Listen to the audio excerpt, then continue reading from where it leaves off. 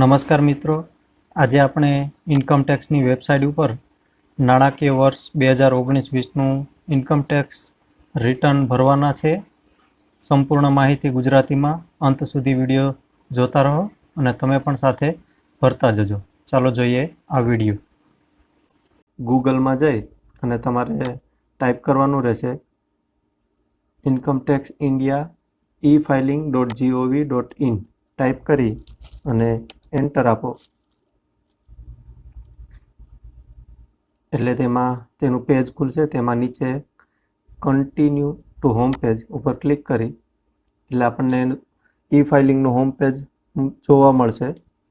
જો તમે અગાઉ રજિસ્ટર કરેલું ન હોય, વહેલું જ ઇન્કમ ટેક્સનું રિટર્ન ભરતા હોય તો અહીંયા જમણી બાજુ રજિસ્ટર યોર સેલ્ફ તેની ઉપર ક્લિક કરવાનું રહેશે અને સૌપ્રથમ તમારે રજિસ્ટર કરવું પડશે.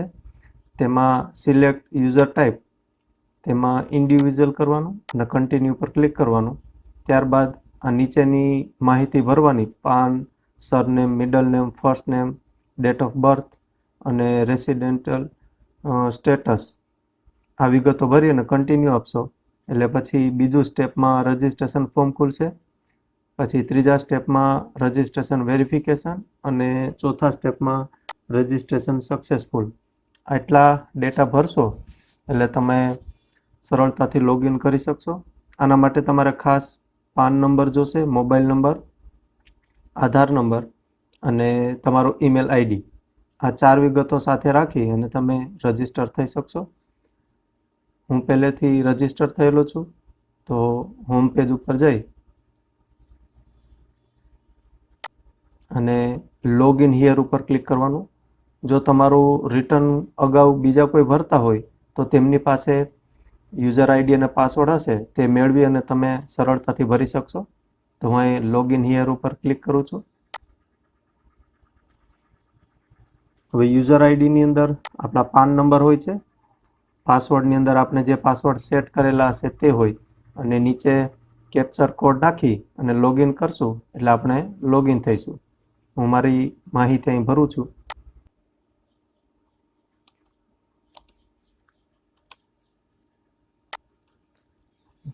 લોગિન ઉપર ક્લિક કરતાં અહીં આપણું હોમ પેજ ઓપન થાય છે. અહીંયા ખાસ જોવાનું કે અહીં તમારું નામ હશે, જમણી બાજુ લોગ આઉટ હશે, તેની નીચે ટાઈમર ચાલુ છે. અહીંયા ખાસ ધ્યાન રાખવાનું કે આ ટાઈમર જો 0 થઈ જશે, આ ટાઈમર પૂરું થશે તો તમે ઓટોમેટિક લોગ આઉટ થઈ જશો. એટલે ફોર્મ ભરતી વખતે સમયાંતરે સેવ આપતા રહેજો. હવે આપણે ઇન્કમ ટેક્સ રિટર્નનું ફાઇલ ભરવાનું છે તો તેના માટે ફાઇલની અંદર જઈ અને તમે ઇન્કમ ટેક્સ રિટર્ન ભરી શકશો. પણ તેના પહેલાં તમારે ફોર્મ 26A જોવું પડશે કે તમારા પગારમાંથી TDS કપાતું હોય તો એ TDS જમા થયું છે કે નહીં. તો તેના માટે તમારે માય એકાઉન્ટની અંદર જવાનું અને view form 26AS tax credit તેની ઉપર ક્લિક કરવાનું. નીચે કન્ટિન્યુ પર ક્લિક કરવાનું. આઈ એગ્રી અને પ્રોસીડ. તેમાં નીચે view tax credit form 26AS આ જોવાનું. હવે અહીંથી એસેસમેન્ટ યર સિલેક્ટ કરવાનું. આપણું એસેસમેન્ટ યર છે તે 2020-21 થશે. વ્યૂ એસ તો આપણે HTML અને view download expert as PDF ઉપર ક્લિક કરવાનું એટલે આપણને PDF ડાઉનલોડ થઈ અને જોવા મળશે. હવે જો આપણું અહીં TDS આપણા પગારમાંથી કપાયેલું હશે અને તે જમા થઈ ગયું હશે તો અહીંયા આપણે એ ડેટા બતાવશે, પણ મારા કેસમાં TDS કપાયેલું નથી એટલે અહીંયા નો ટ્રાન્ઝેક્શન પ્રેઝન્ટ્સ એવું બતાવે છે. જો તમારું TDS કપાતું હોય તમારા પગારમાંથી કે અન્ય કોઈ રીતે તો તે પહેલાં ફોર્મ 26ASમાં બતાવે છે કે નહીં એ જોઈ લેવાનું. તેમાં જમા થાય પછી તમે રિટર્ન ભરજો. મારા કિસ્સામાં TDS નથી એટલે અહીં 00 બતાવે છે. જ્યાં સુધી તમારે અહીંયા જમા ન થાય ત્યાં સુધી તમે ભરતા નહીં. જમા ન થયું હોય તો તમે તાલુકામાંથી તપાસ કરી અને પૂછી શકો કે હજી સુધી કેમ જમા નથી થયું, કારણ કે એમાં 2-3 મહિનાનો સમય લાગે છે. પછી જમા થાય છે. તો આપણે અહીંયા ફોર્મ 26AS જોયું, એમાં કોઈ પણ પ્રકારની રકમ જમા થયેલી નથી. તો હવે આપણે હોમ પેજ ઉપર જઈ અને ઇન્કમ ટેક્સ રિટર્ન ફાઇલ કરશું. માય એકાઉન્ટમાં ફોર્મ 26AS આપણે જોયા બાદ હવે આપણે ઇન્કમ ટેક્સનું રિટર્ન ફાઇલ કરવાનું છે. તો ઈ ફાઇલમાં જઈ અને ઇન્કમ ટેક્સ રિટર્ન ઉપર ક્લિક કરવાનું.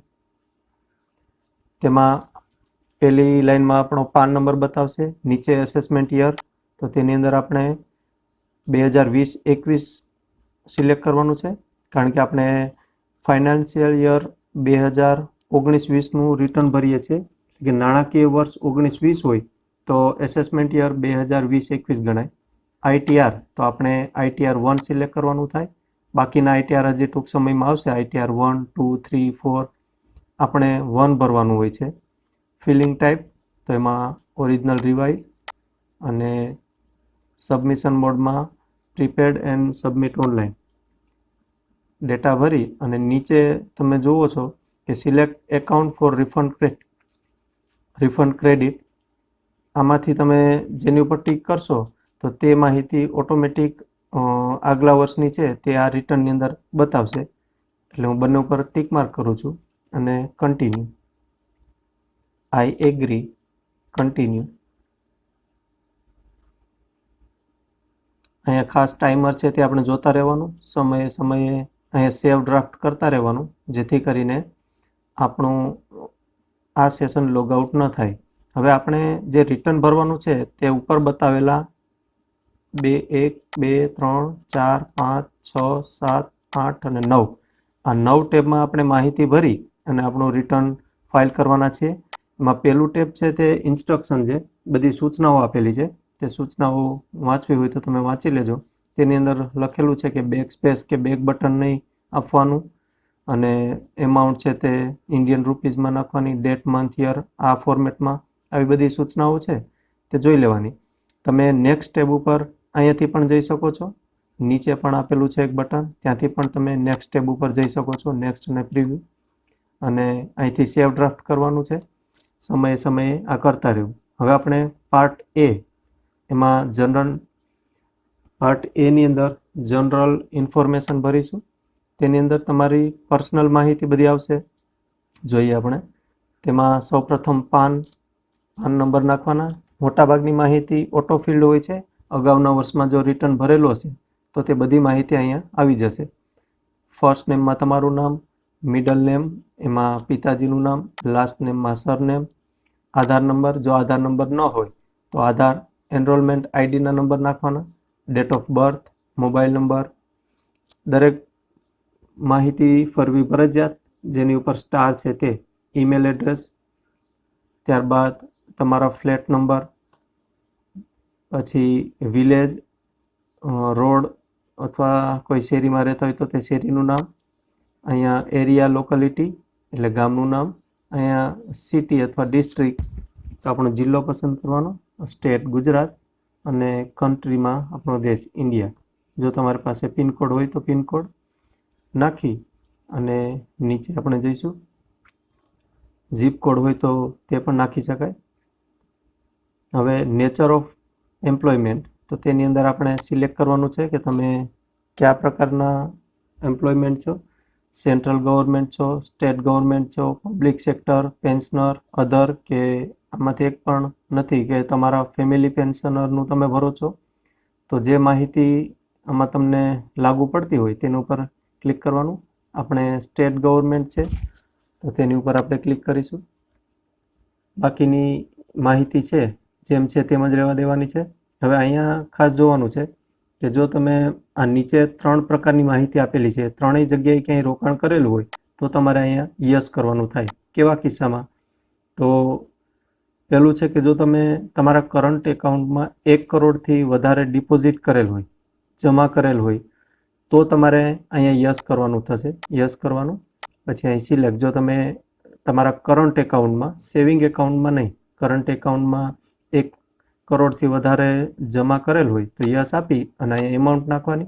તેવી જ રીતે જો તમે 2 લાખ સુધીનું ફોરેન કન્ટ્રીમાં ટ્રાવેલિંગ કરેલ હોય તો પણ તમે અહીંયા યસ આપી અને કેટલા રૂપિયાનું ટ્રાવેલિંગ કરેલ છે તે એમાઉન્ટ નાખવાની અને નીચે છે તમારા આ નાણાકીય વર્ષમાં એટલે કે 2019-20 નાણાકીય વર્ષમાં તમારું ઇલેક્ટ્રિસિટી બિલ 1,00,000 રૂપિયા કે તેથી વધારે હોય તો તમે અહીં યસ સિલેક્ટ કરી અને તેની અમાઉન્ટ નાખવાની.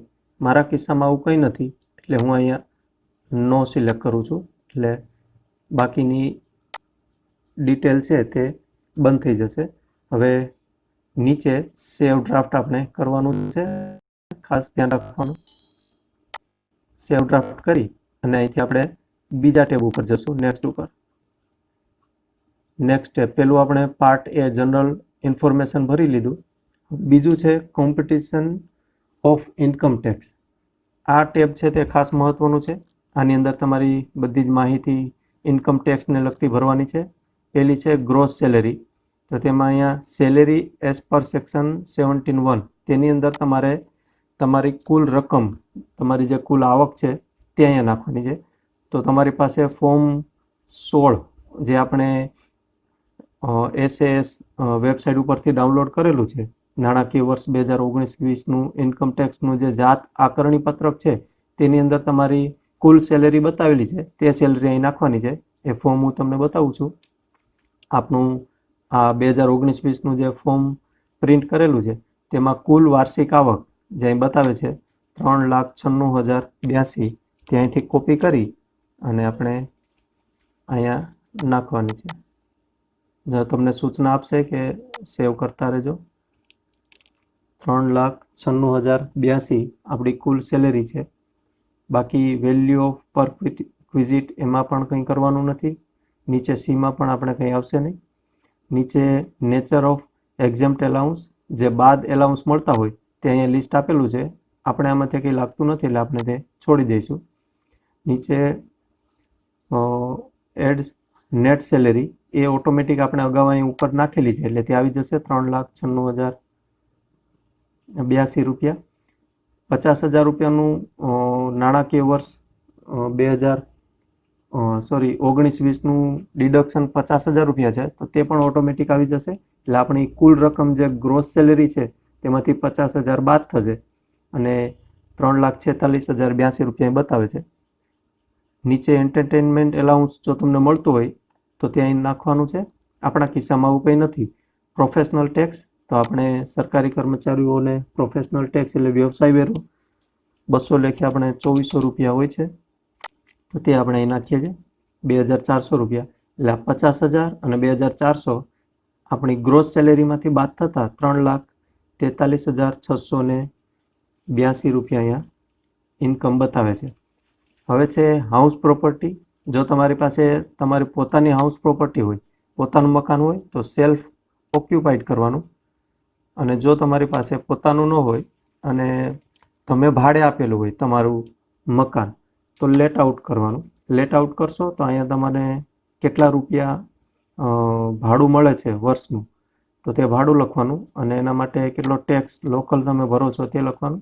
આપણે અહીંયા એવું કંઈ નથી એટલે આપણે સિલેક્ટ જ રાખશું.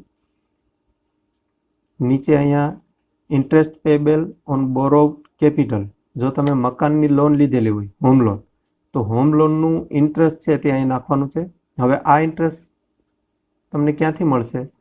તો બેંકની અંદર જઈ અને તમે તેનું સર્ટિફિકેટ લેશો નાણાકીય વર્ષ 19-20નું, તો તેની અંદર તમે જે નાણાકીય વર્ષમાં ઇન્ટરેસ્ટ ભરેલું છે તે ઇન્ટરેસ્ટ અહીં નાખવાનું. મારા કિસ્સામાં આવું કંઈ નથી એટલે હું અહીંયા 0 જ રાખું છું. જો તમારે ઇન્ટરેસ્ટ હોય બેંકનું, લોન લીધેલી હોય તો અહીંયા ઇન્ટરેસ્ટ નાખવાનું જે તમને બાદ મળશે.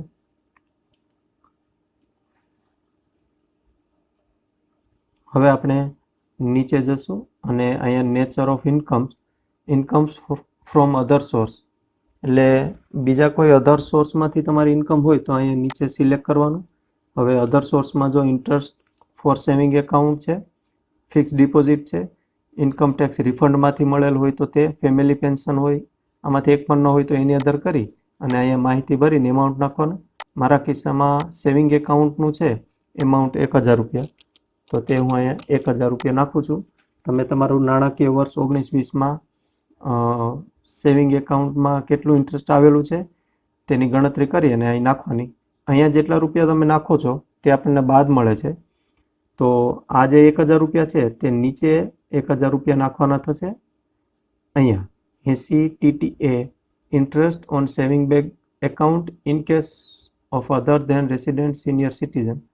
તેની અંદર જઈ અને આપણે 1000 રૂપિયા અહીંયા જે બેંકનું વ્યાજ મળેલું છે સેવિંગ તે નાખવાનું. 10,000 સુધીનું વ્યાજ આપણને બાદ મળે છે. તો એ ખાસ ભૂલતા નહીં, જેટલું તમે અહીંયા બતાવો છો 1000 રૂપિયા તેટલું અહીંયા આપણે બાદ લેવાનું છે. એટલે અહીંયા નીચે 1000 લખી નાખીએ.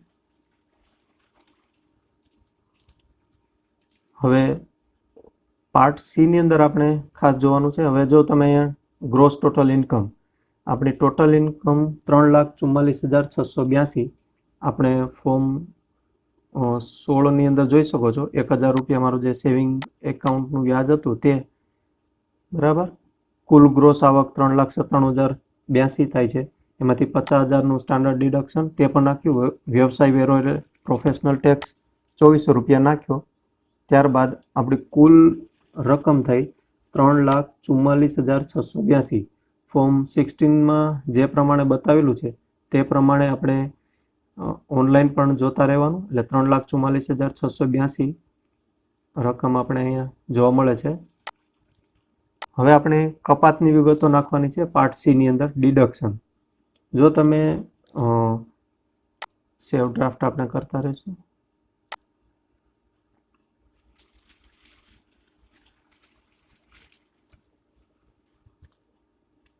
હવે જો તમે નાણાકીય વર્ષ ની અંદર આ વખતે કોરોના વાયરસને લીધે, COVID-19ને લીધે ગવર્મેન્ટે આપણને 1/4/2020થી 30/6/2020 સુધી તમે જો કોઈ રોકાણ કરવા માગતા હો તો તે રોકાણ કરવાની છૂટ આપેલી.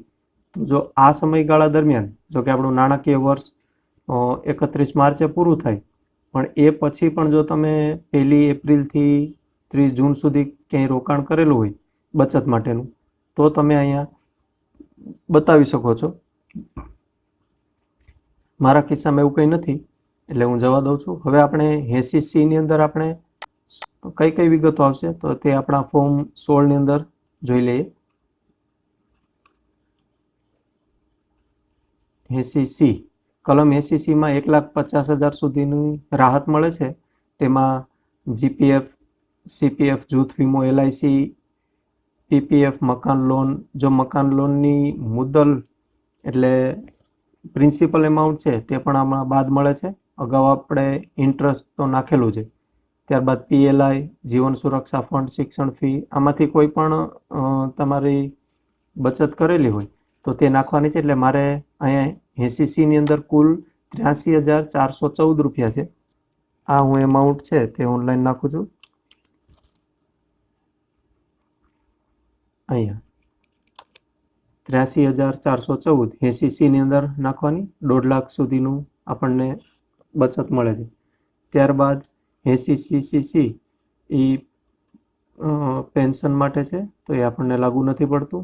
80CCD છે તે સેન્ટ્રલ ગવર્મેન્ટની પેન્શન સ્કીમ માટે છે. હવે 80D જો તમે હેલ્થ ઇન્સ્યોરન્સ લીધેલું હોય તો તેની માહિતી અહીં નાખી શકો, પણ તે માહિતી આપણે અહીં નથી નાખવાની કારણ કે આ વર્ષે એક નવું ટેબ આવી ગયું છે 80Dનું. તો તે ઉપર એક ટેબ આપેલો છે અહીંયા, શેડ્યુલ્ડ 80D. આની અંદર તમારે હેલ્થ ઇન્સ્યોરન્સની માહિતી નાખવાની છે. કઈ રીતે જોઈએ આપણે?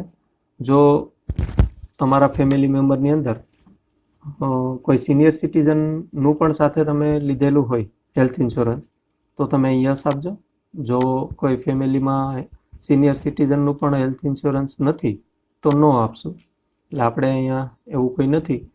અને જો યસ આપો તો તમારે નીચે અહીંયા તેની માહિતી ભરવાની છે. એટલે આપણે અહીં સિલેક્ટ કરીશું. મારા કિસ્સામાં હેલ્થ ઇન્સ્યોરન્સ નથી.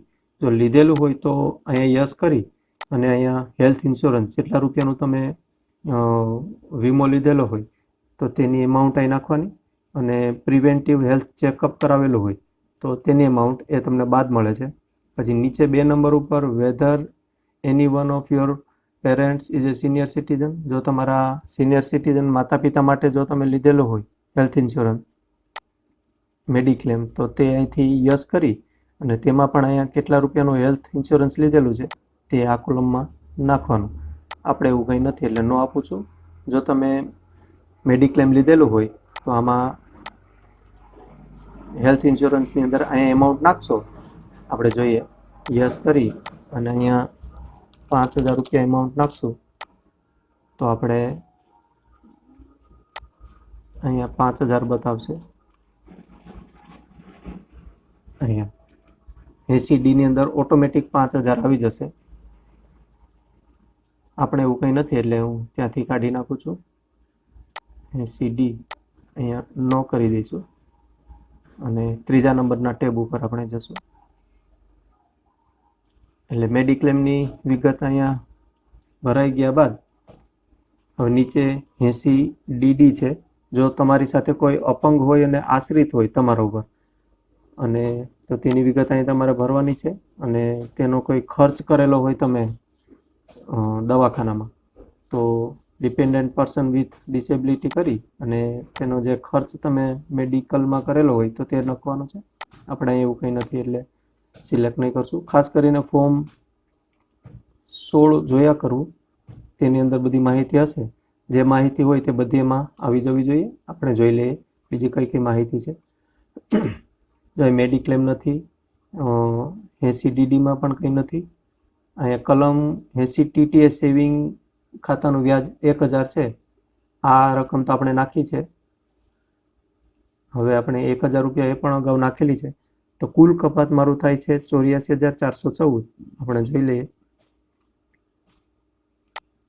84,414 બરાબર. તો એ પ્રમાણે ખાસ જોઈ લેવું કે ફોર્મ 16 પ્રમાણે માહિતી ભરાય એ ખાસ જોવું.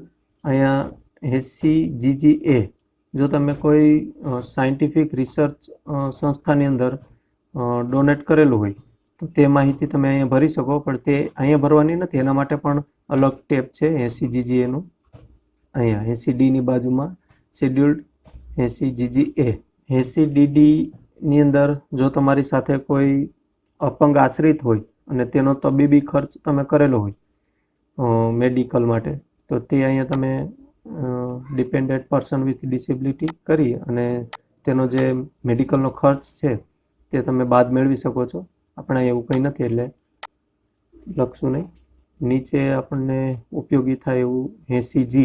80Gમાં તમે જો ક્યાંય ડોનેટ કરેલું હોય PM કેર ફંડ્સમાં, આ વર્ષે આપણે કોરોના વાયરસને લીધે ઘણાએ ચેરિટી કરેલી હશે તો તે 80Gની અંદર લખવાનું છે. તે પણ તમને બાદ મળે. આપણે અહીંથી તે અમાઉન્ટ નહીં નાખી શકશું. 80G માટેનો અલગ ઉપર ટેબ આપેલું છે 80G, અહીંયા નાખવાનું છે. તેમાં આ બધી વિગતો ભરવાની છે. નેમ ઓફ ડોની એટલે તમે કોને ડોનેશન કરેલું છે. અહીંયા જેટલું પણ ડોનેશન તમે કરેલું છે તે 100% તમને ઇન્કમટેક્સમાંથી બાદ મળશે. તો PM કેર ફંડ્સમાં કે અધર કરેલું હોય તો તેનું નામ, તેનું એડ્રેસ, તેનું સિટી અથવા ડિસ્ટ્રિક્ટ, અહીંયા સિલેક્ટ કોડ, પિનકોડ, પછી તેના પાન નંબર જેને તમે ડોનેટ કરેલું છે તે, અને એમાઉન્ટ. ડોનેશન કેશ કરેલું છે તો કેટલા રૂપિયા અને અધર મોડમાં કરેલું હોય કેટલા રૂપિયા એ કરશો એટલે ઓટોમેટિક અહીંયા આવી જશે. ધારો કે આપણે અહીંયા 1,000 રૂપિયા નાખીએ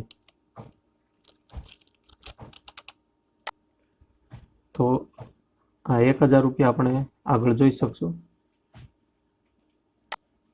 અહીંયા 80Gની અંદર આપણને બતાવશે 80G 1,000 રૂપિયા, પણ આવું ડોનેશન આપણે ક્યાંય કરેલું નથી એટલે તે આપણે 1,000 રૂપિયા ત્યાંથી કાઢી નાખશું. ફરી ટેબ 3ની અંદર આવશું. 80G આપણે સમજી લીધા. પછી 80GG એ આપણને લાગુ પડતું નથી. 80GG એમાં જો તમે કોઈ સાયન્ટિફિક રિસર્ચ સંસ્થામાં ક્યાંય ડોનેશન કરેલું હોય તો તે માહિતી અહીંથી નથી નાખવાની. 80GG માટે પણ એક અલગ ટેબ છે. અહીંયા ડેટા ભરશો એટલે ઓટોમેટિક પેજ 3માં આવી જશે. એટલે આપણે એવું કંઈ કરેલું નથી એટલે આપણે જવા દઈશું.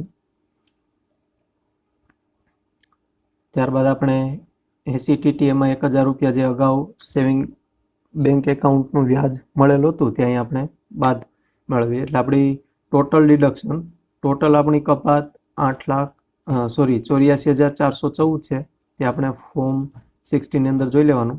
84,414 આપણી કુલ કપાત છે, તો એ પ્રમાણે પણ 84,414 આપણી કુલ કપાત અહીંયા બતાવે છે. એટલે ફોર્મ 16 જોતા જશો તો આરામથી તમે ભરી શકશો. હવે આ 84,000 જે છે તે આપણી ટોટલ જે ઇન્કમ હતી 3,44,682, તેમાંથી આ બાદ કરતા 84,414 સેવ આપી દઈશું આપણે નીચે સેવ ડ્રાફ્ટ, તો 2,60,270 રૂપિયા અહીં બતાવે છે. હવે આપણે નેચર ઓફ ઇન્કમ, આ સિવાયની કોઈ અધર ઇન્કમ હોય, જેમ કે એગ્રીકલ્ચર ઇન્કમ જો 5,000થી ઓછી હોય તો તમે અહીં બતાવી શકો છો. તો તેના માટે અહીંયા કરી અને અહીંયા એમાઉન્ટ નાખવાનું, પણ આપણે એવું કંઈ નથી એટલે સિલેક્ટ જ રાખશું. જો તમારે વધારાની કોઈ ટેબ ઉમેરવી હોય તો અહીંથી એડ કરીને ઉમેરી શકો. હવે કુલ આપણી ઇન્કમ 2,60,270 થાય છે. પાર્ટ ડીની અંદર આપણે એક પણ વિગત ભરવાની નથી, તેની અંદર બધી જ માહિતી ઓટો ફિલ્ડ હોય છે. ટેક્સ પેબલ 514 રૂપિયા ટેક્સ છે, પણ અંડર સેક્શન 87 એમાં આપણને રિબેટ મળે છે 12,500નું, એટલે આપણને 514 રૂપિયા બાદ મળે છે. એટલે આપણે ટેક્સ ભરવાનો 0 છે, ટોટલ ટેક્સ, એટલે ટેક્સ ભરવા પાત્ર અહીંયા નથી. જો તમારે ટેક્સ ભરવા પાત્ર હોય તો ત્યાં બતાવશે કે કેટલા રૂપિયાનો ટેક્સ ભરવાનો છે. સેવ ડ્રાફ્ટ કરી અને નેક્સ્ટ ટેબ ઉપર આપણે અહીંથી જશું.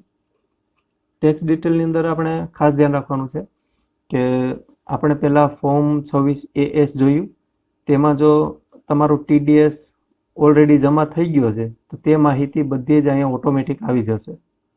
જો તમારું TDS જમા થઈ ગયું હોય 26ASમાં અને અહીં ન બતાવતું હોય તો અહીંયા રિફ્રેશ કરી એટલે ઓટોમેટિક અહીંયા આવી જશે. પણ જો ત્યાં જમા થયેલું ન હોય તો તમે રિટર્ન ભરતા નહીં, ત્યાં પહેલાં 26ASમાં જમા થાય પછી જ રિટર્ન ભરશો, બાકી નોટિસ આવી શકે તમને. અને જો કદાચ તમારે ભરવું હોય અને તમને ખ્યાલ હોય કે મારું TDS કેટલું કપાયેલું છે તો તમે ફોર્મ 16ની અંદર જોઈ શકો.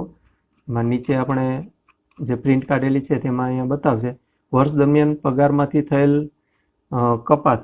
તો અહીંયા જેટલી પણ રકમ હશે છેલ્લી કોલમમાં તેનો ટોટલ કરી અને તે ટોટલ તમે અહીંયા નાખવાનો છે, ટોટલ ટેક્સ ડિડક્શન. પણ એ તમને ખ્યાલ હોય તો જ નાખજો. ધારો કે આપણે મારા પગારમાંથી આખા વર્ષ દરમિયાન 6,000 રૂપિયા કપાયેલા છે તો 6,000 એમાઉન્ટ નાખવાની.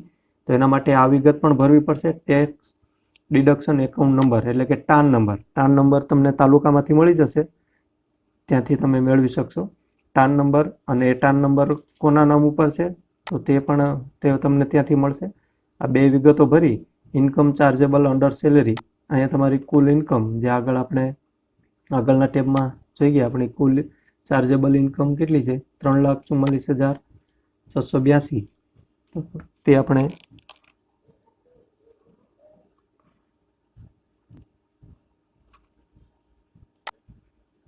અહીંયા નાખવાની છે. પણ આપણી પાસે ટાન નંબર અને ટાન નેમ જેના નામ ઉપર છે તે વિગતો આપણે મેળવવી પડે પછી જ ભરવાની. જો 26ASમાં જમા થઈ ગયો છે તો આ માહિતી ઓટોમેટિક આવશે. મારે TDS જ નથી કે હું ટેક્સમાં આવતો નથી એટલે મારે અહીંયા કંઈ કરવાની જરૂર નથી. જો તમારે હોય તો આ ડેટા તમે નાખી શકશો. અને નીચે એમાં કે જો તમે કોઈ એડવાન્સ ટેક્સ ભરેલો હોય બેંક દ્વારા તો ત્યાં અહીંયા માહિતી નાખી શકો. જો તમે ટેક્સ ભરેલો હોય તમારી મેળે બેંકમાં જઈને તો તમને જે ચલણ હોય તે ચલણમાં જે રિસિપ્ટ મળશે તે BRS કોડ એમાં હોય તે નાખવાનો, ડેટ ઓફ ડિપોઝિટ તારીખ નાખવાની, તેના ચલણના સિરિયલ નંબર અને કેટલા રૂપિયા ટેક્સ તમે બેંકમાં ભરેલો છે તે. આપણે અહીંયા એવું કંઈ નથી એટલે સેવ ડ્રાફ્ટ આપી અને એના પછીનું ટેબ 5 તેની અંદર આપણે જશું ટેક્સ પેડ એન્ડ વેરિફિકેશન. આમાં પણ આપણે કોઈ ડેટા ભરવાના થતા નથી, ઓટોમેટિક આવી જશે. જો તમે ટોટલ એડવાન્સ ટેક્સ એ આપણે કંઈ લાગુ પડતું નથી. ખાસ અહીંયા ટોટલ TDS, જો તમારું TDS કપાતું હોય તો તમારું અહીંયા બતાવશે, બાકી કોઈ વિગત ભરવાની જરૂર નથી. જો તમે ટેક્સ ડિટેલની અંદર જો અહીંયા તમે નાખેલી હશે રકમ તમારી મેળે, ધારો કે 6,000 રૂપિયા આપણે નાખીએ તો અહીંયા બતાવશે TDSમાં 6,000, એ ઓટોમેટિક આવશે. એટલે ટેક્સ ડિટેલની અંદર જો તમે મેન્યુઅલી નાખેલું હશે તો પણ બતાવશે અને 26AS ને આધારે પણ ત્યાં શો કરશે.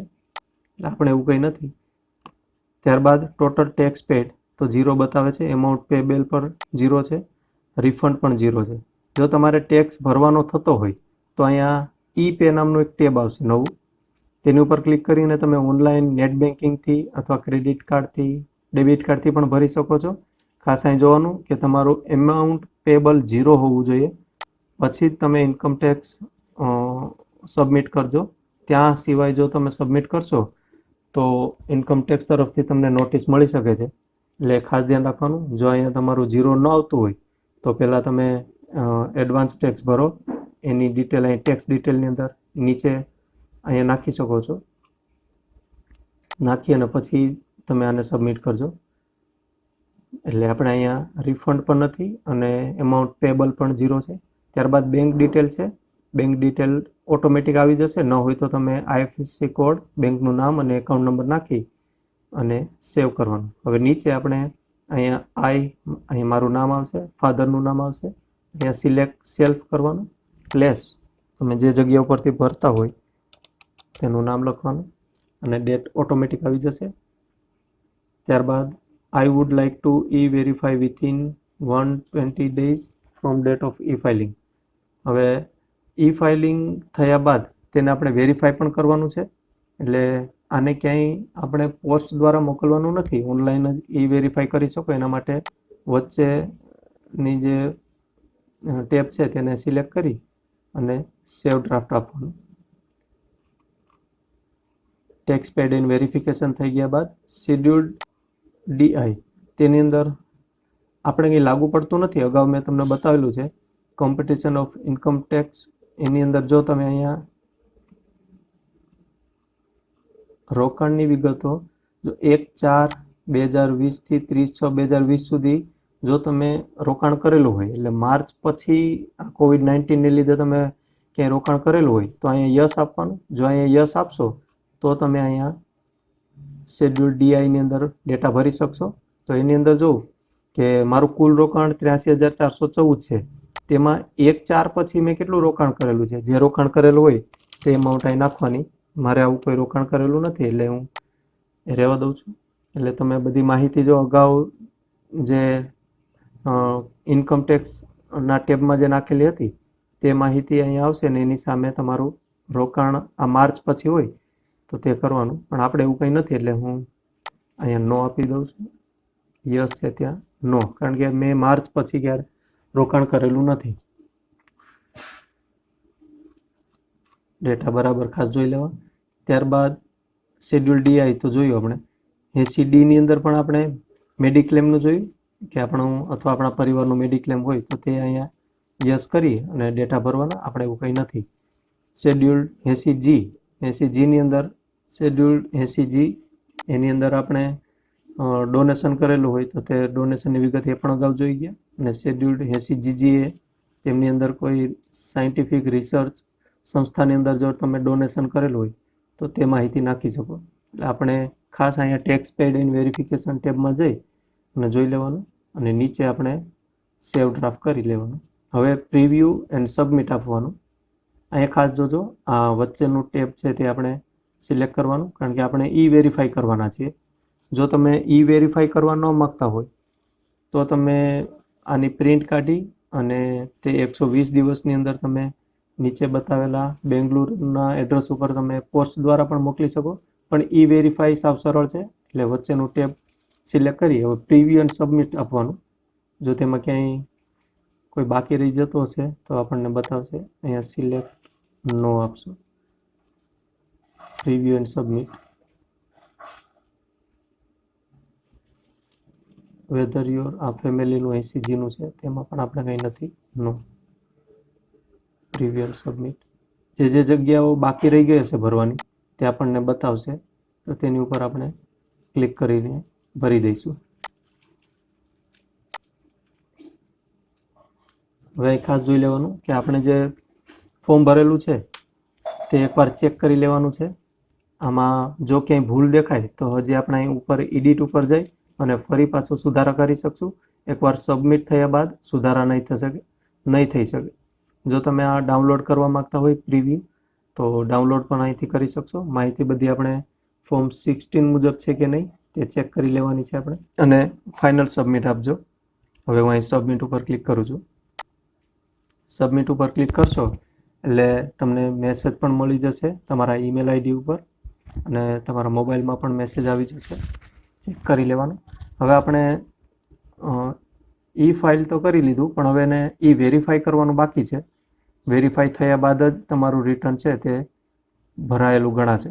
તો ઈ વેરીફાઈ માટે માય એકાઉન્ટમાં જવાનું, અને તેમાં ઈ વેરીફાઈ રિટર્ન તેની ઉપર ક્લિક કરશો એટલે તમને બતાવશે અહીં PAN number, assessment year, ITR, કઈ તારીખે ભર્યું છે તે, અને અહીંયા નીચે છેલ્લે ટેબ બતાવશે ઈ વેરીફાઈ. તો તેની ઉપર આપણે ક્લિક કરવાનું. ઈ વેરીફાઈ ઉપર ક્લિક કરશો એટલે નીચે આપણને ઓપ્શન બતાવશે કે તમે શેના આધારે ઈ વેરીફાઈ કરવા માગો છો. તો ઈવીસી જો તમે કરેલું હોય તો ઈવીસીથી પણ વેરીફાઈ થાય છે. પછી I do not have an EVC and I would like to generate EVC to e verify my return. હવે ઈવીસી જનરેટ કરવા માગતા હોય તો બીજા નંબરનો ઓપ્શન છે, અને ત્રીજું છે I would like to use Aadhaar OTP to e verify my return. Aadhaar ઓટીપીથી સાવ સરળ રીતે થાય છે. તમે સીધું તમે આધાર નંબર નાખો એટલે ઓટીપી આવશે, અને ઓટીપી નાખશો એટલે તમારું ઈ વેરીફાઈ થઈ જશે. પણ તમારો મોબાઈલ નંબર આધાર સાથે લિંક હશે તો જ તમે કરી શકશો. તો હું અહીંયા ઓપ્શન 2 સિલેક્ટ કરું છું, કારણ કે મારી પાસે ઈવીસી નથી, તો તે હું જનરેટ કરીશ. હવે ઈવીસી જનરેટ કરવા માટે નેટ બેન્કિંગ, બેંક એકાઉન્ટ કે ડીમેટ એકાઉન્ટ કોઈ પણ રીતે કરી શકો. તો હું બેંક એકાઉન્ટથી વેરીફાઈ કરવા માગું છું, તો બેંક એકાઉન્ટ સિલેક્ટ કરીશ. તેમાં બેંક એકાઉન્ટ ચેક કરી અને યસ આપશું તો તે મોબાઈલ નંબર ઉપર ઓટીપી જશે.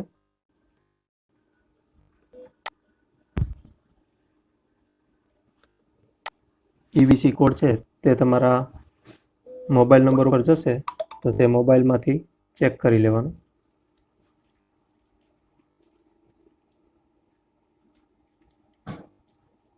અને તે ઈવીસી નંબર આપણે અહીંયા નાખવાના છે.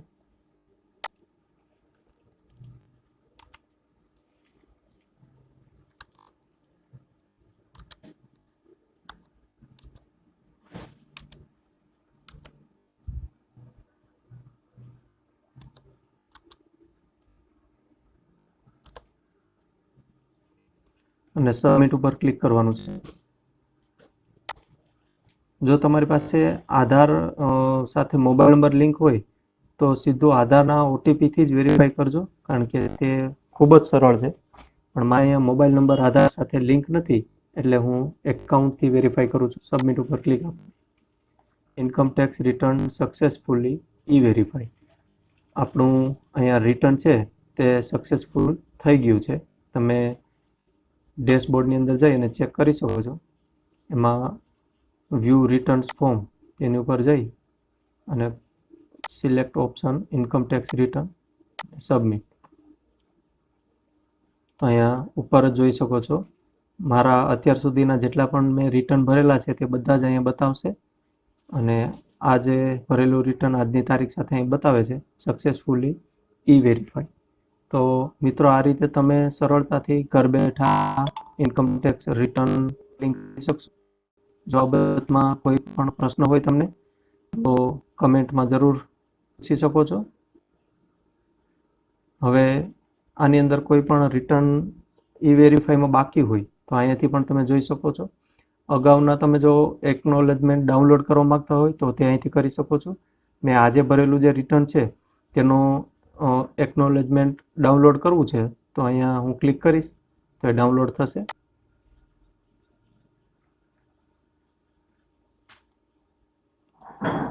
આઈટીઆર વી ઉપર ક્લિક કરશું એટલે આપણને આપણું એકનોલેજમેન્ટ મળી જશે.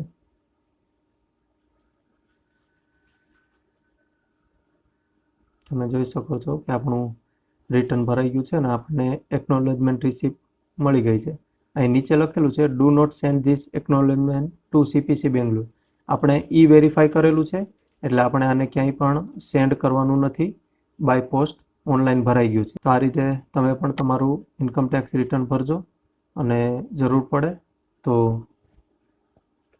કમેન્ટમાં જણાવજો. અને આ વિડીયો તમને કેટલો ઉપયોગી થયો છે તે ખાસ કમેન્ટમાં જણાવજો. અન્ય શિક્ષક મિત્રોને પણ શેર કરજો જેથી પોતે પણ ઘર બેઠા સરળતાથી આ રિટર્ન ભરી શકે. અંતમાં લોગઆઉટ કરવાનું ભૂલતા નહીં. પીળું બટન આપેલું છે ત્યાંથી લોગઆઉટ કરી બહાર નીકળી જજો. Thank you.